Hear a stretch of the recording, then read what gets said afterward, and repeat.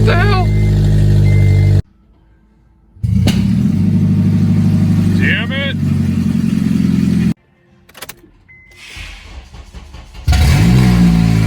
What the hell?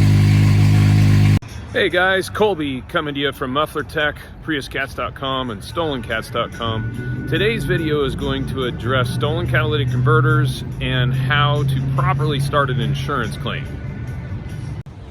So just a quick preview of some of the cars that are in this morning for stolen cats, and Priuses are still coming in strong. We're seeing lots of Accords, seeing Elements.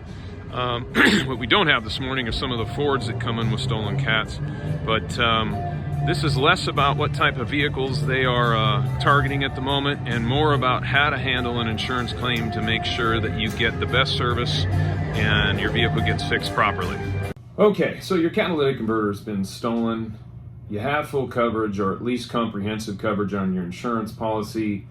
You are interested in opening a claim and setting up a shop to fix your vehicle so you don't have to pay completely out of pocket to fix your car. And what I want to go over is some key points of what's involved in an insurance claim and what you should be doing to make sure that you get the best service, your car gets fixed properly, you end up with the correct parts, and also not allowing your insurance to manipulate the situation. So let's go over my list. First of all, number one, you legally can choose the shop you want to repair it, at least in California. Now, I recognize our audience is growing, and if you're watching this in a different state, I believe this applies to everywhere in the U.S., but go ahead and check your local laws to make sure that what I'm telling you is factual. But in California, you can choose your own shop. Your insurance company will likely try to recommend a shop or even insinuate that you need to go to the shop in which they're telling you to get an estimate. This is not true. Insurance companies do this because they have something called a DRP with mostly body shops. DRP stands for Direct Repair Program, and the reason that insurance companies have DRPs is because they have negotiated a contract with the given shop. They have multiple shops, of course, but they have negotiated a contract with their DRP shops so that they can control the labor rate, they can control what sort of parts are used, and essentially make the repair costs less to them. This is not necessarily advantageous for the insured because you may end up at a shop that first off maybe isn't the best for fixing a stolen catalytic converter. Body shops often don't have exhaust programs or any sort of knowledge around welding or fabrication as far as replacing catalytic converters, so they will often sublet to other shops, and you as the consumer have no control over what shop is ultimately going to work on your car. So again, number one, you choose your own shop. Okay, number two is basically a continuation of number one, and that is when you're getting ready to make an insurance claim, my recommendation is to choose the shop that you want to do the repair before you even call your insurance company. This allows you to have things kind of prepared. When you're talking to your insurance agent on the phone, you can tell them that, hey, I need to open a claim for a stolen catalytic converter. I've already chosen my shop of choice to do the repair. This kind of squashes their normal kind of canned response of, well, you should take it here, or this is the shop we recommend. And I've heard some stories around the insurance agents go, well, you need to go to this shop. You have the right to have your vehicle go to wherever you want to have it fixed. Obviously, I'd like that to be Muffler Tech here in Sacramento. Again, I recognize that we may not be very convenient to get to depending on where you're watching this in the country. But do your diligence. Do your research. Figure out who you want to do the repair, again, before calling the insurance company. And when you're doing your research, my recommendation is you can do the old school, ask around, get some opinions from friends. But recently, in the last 10 years or so, we as consumers have all been able to lean on online reviews. And I am a firm believer in online reviews, especially ones that are vetted, and companies that use algorithms. The first that comes to mind is Yelp. Yelp is very good about taking down reviews that are not accurate and or may have been put up by friends of the shop or business that you're doing the research on. I can tell you from experience with Muffler Tech, at over 300 5-star reviews on Yelp. That is a very difficult thing to get to. As the owner of this establishment, I work incredibly hard to keep that 5-star status, and it is not something that you can fake with Yelp anyway. Google reviews obviously are also another very good source, but choose your shop wisely. You want to make sure who is doing the repair is educated on what parts need to be used in the replacement, that the replacement itself and the fabrication and welding and the installation is done properly. Catalytic converter installation is something that people tend to kind of think about as being not a big deal. I don't want to be overly dramatic about it, but a converter needs to be installed and welded in 100% the right way. If not, you get little tiny leaks in the welds. You can run 2 lean codes in the system. You can have smog failure. You can ultimately have cat failure if it's installed improperly. So really, really important that you find a good shop to install. And again, do that research before calling your insurance company so you know exactly where you want the vehicle to end up. Okay, number 3, you've got a vehicle that's missing a converter. You have insurance. Insurance will pay to get that vehicle transported to whatever shop you've chosen to do the repair. When you're making your claim, one of the things that you may ask the agent when you're on the phone is, would you prefer that my shop of choice arranges the tow, or do you guys have a tow service you would like to use to arrange pickup and transport to the chosen shop? Companies like AAA, I know, have roadside service. So they will often have you use their tow service. Again, they're controlling their costs, nothing wrong with that.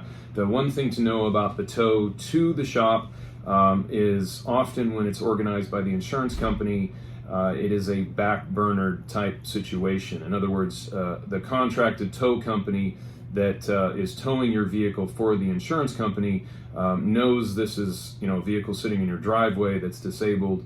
It generally gets pushed to the back of the list depending on what they have going, the tow company has going for that particular day.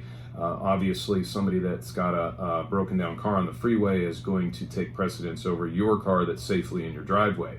So if you want the tow to the shop to happen efficiently, then I suggest having the shop of choice arrange a tow. Not all shops have tow companies they work with, but the good ones that are used to dealing with insurance claims, certainly good ones that are used to dealing with stolen catalytic converter claims, should have a tow company kind of on the shelf that they would use that will probably get you much faster tow service. Like, for instance, we have a couple of companies we work with. When a customer calls us, say, hey, we have a stolen cat, it's an insurance claim, we'll arrange the tow. We put our tow guy in touch with the customer, and the tow guy arranges and the tow time and pickup, and it's generally more convenient for you as the customer. So your choice on that. Know that the tow, no matter what it costs, within whatever the contract says in your insurance agreement, speaking to how many miles away the shop is and things like that, the tow will be covered by the claim. This is not going to be something you're going to have to pay out of pocket. Okay, number 4, let's talk about the type of claim that this is going to be. This is a stolen catalytic converter claim. This falls under your comprehensive coverage. Now, what's really important to know about comprehensive and a comprehensive claim is, again, at least in the state of California, I can't speak to the entire U.S., although I'm fairly certain this applies everywhere. Comprehensive claims will not raise your premiums. Now, I'm careful about that statement because I'm not a lawyer. I don't have the ability to talk to you about every single contract that's written, but I can tell you that major companies in automotive insurance, comprehensive claims will not affect your annual premium. So why does this matter? So many people are so concerned about making insurance claims because they don't want their premiums to go up, or they're worried about having a bad mark on their policy or whatever it is. Don't do that. This is why you pay insurance. This is why you have a monthly or biannual or annual bill, to protect your belongings and protect your fiscal impact if somebody takes your catalytic converter. Now, really quickly, comprehensive is considered a non-at-fault claim. It doesn't just cover catalytic converters. It would cover somebody steals your spare tire, your tailgate on your truck, somebody breaks your window, steals your laptop, driving down the road, rock hits your windshield, breaks it. These are all comprehensive claims. So just keep that in mind for future reference. There's no reason to not make a comprehensive claim. Let's talk about deductibles. Every policy has what's called a deductible. Even if you have a $0 deductible, it's still called a deductible. Essentially, most CAN policies are written with a $500 deductible. Again, you would have to look at your policy and your contract to know what yours is. A good policy is going to have a much lower deductible on comprehensive than on collision or liability, but most do not. So one of the things I would encourage my audience to do is check your policy if you don't know, find out what your comprehensive deductible is, and call your company and find out how much it would cost you on an annual premium basis to reduce that. Give you an idea, we have a policy here at the shop. We have two Toyota Prius shop vehicles, and when we added those to the policy and really what we've learned about insurance and handling so many stolen catalytic converter claims, I called our insurance company and took our comprehensive, not a collision or a liability, just our comprehensive, for $500 of deductible to $50, and my premium only went up like $6 a month. So it's incredibly inexpensive to do so. Again, I recommend checking what your comprehensive is. If you're in the middle of a stolen catalytic converter claim now, you won't be able to reduce it and pay the lower deductible on this claim, but for future claims, you will have a lower deductible. So something you should do is shop deductibles. Now, let's talk about once the vehicle is fixed, the deductible will be paid to the shop that's doing the repair. Some people are confused about how that works. If you've got a $3,000 repair bill, for instance, the insurance company approves the $3,000 repair. When you go to pick that up at the given shop, that shop is going to charge you, the customer, the $500, and then it's up to that shop's. It's the shop's responsibility to then get the remaining bill paid by the insurance company to them. Again, good shops that understand how to work with insurance companies, will not make you wait for them to get paid by the insurance company. The way that we work is once we have approval from the given insurance company to repair the vehicle, we get electronic proof of payment through the form of an email or something similar to that. Once we know payment is coming, we go ahead and fix the car, collect the deductible from the customer, and put the customer back in their vehicle, even though we may be waiting on a check for a week or two. That's what we do, and what most shops that understand how to handle an insurance claim do. You will run into some shops that will tell you that you can't pick up the car until they're paid in full. Of course, they're just protecting themselves. I understand that. But that also means that shop's not used to dealing with insurance companies and may not have the financial wherewithal to wait for that check. So maybe not the best shop to choose if that's the case. And I would suggest, before choosing the shop that's doing the repair, to check and make sure that you'll be able to get your car back before they actually receive payment from the insurance company. Okay, so number 6, this is the last one. I think it's one of the most important things to know about an insurance claim around a stolen catalytic converter, and that is total loss. Lots of people are confused about what total loss means, at least in reference to a catalytic converter being stolen.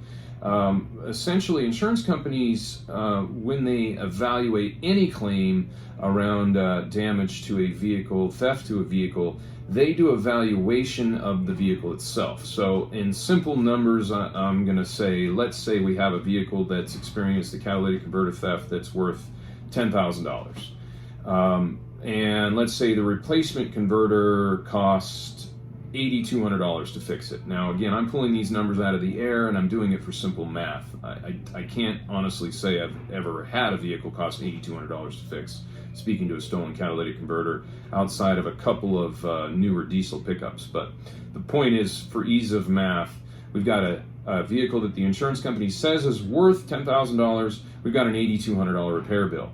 Now, that vehicle likely is going to be a total loss. Customers are confused about this. It's easy and normal for people to understand car accidents and damage to vehicles from being crashed because you look at the vehicle and you go, wow, that thing hit a tree going 80 miles an hour, like it's destroyed, and the cost to fix it is going to be more than what the vehicle's actually worth. That visually is something that's very easy to understand and happens pretty frequently, so everybody understands that. With stolen catalytic converters, you look at a vehicle and go, wow, this thing looks perfect. There's nothing wrong with it other than when we started it's super loud because it's missing an exhaust component. At the end of the day, the insurance company doesn't care what happened to the vehicle. What the insurance company cares about is, this is how much the vehicle's worth and this is how much it's going to cost to repair it. Most insurance companies work on what's called an 80% threshold. What does that mean? That means a $10,000 vehicle, if it has $8,100, $8,200 worth of damage, that's over 80% of what the vehicle is worth. And commonly, the insurance company will declare that a total loss. Some insurance companies work at a 60 to 65% threshold. So it's really important to understand what your insurance company is doing around its valuation and what threshold they're working with. It's also really important, again, to choose a shop that understands how to manipulate this if you don't want the vehicle to become a total loss. We are getting lots of Honda Accords that are rated SULEV. You can see my other video. I'm not going to go into a bunch of detail about that. If you want to look, I'll put it in the description, a link to it, to the Honda Accord stolen catalytic converter problem. Most of them are coming in that are SULEV vehicles that require factory parts. It's a head pipe, a catalytic converter, 2 sensors, some bolts, some gaskets, and it runs about $3,500 to $3,800 to fix these cars. Honda Accords are excellent vehicles. They are able to stack miles on them, and most of them have over 200,000 miles on them. Well, if you take an 05, 06 Honda Accord with 250,000 miles on it, its book value isn't very high. In most cases, the book value is under the repair cost of $3,500 to $3,800. What happens now? That vehicle becomes a total loss. Completely unfair to the customer. They had a perfectly good working car, it was parked in their driveway, somebody stole their catalytic converter. There's nothing else wrong with the car, but the repair is so expensive that the insurance company declares the vehicle a total loss. If you don't want the vehicle to become a total loss, make sure you end up at a shop that understands how to manipulate the insurance the insurance claim and manipulate the estimate so that that vehicle can be saved. And there is ways to do that. These are things that you should be doing around asking questions in your interview, ultimately with what shop you choose to have do your repair. So that's pretty much what we're going to end with today. What I want to make sure everybody understands is if you're near our shop, of course, we have a tremendous amount of experience with insurance claims and replacing catalytic converters. We'd love to be your shop of choice around the repair. If not, as mentioned quite a few times now, wherever you are in the country, take your time, research, make sure the shop that you're sending it to is going to help you, the customer. And one more time, don't let the insurance company tell you where to go. That is 100% your choice. Hey guys, thanks for watching. If you found this informative, please share this video, subscribe. We're trying to build an audience. We're trying to help people with this catalytic converter epidemic. We'd love to hear from you if you have any questions. Have a great day.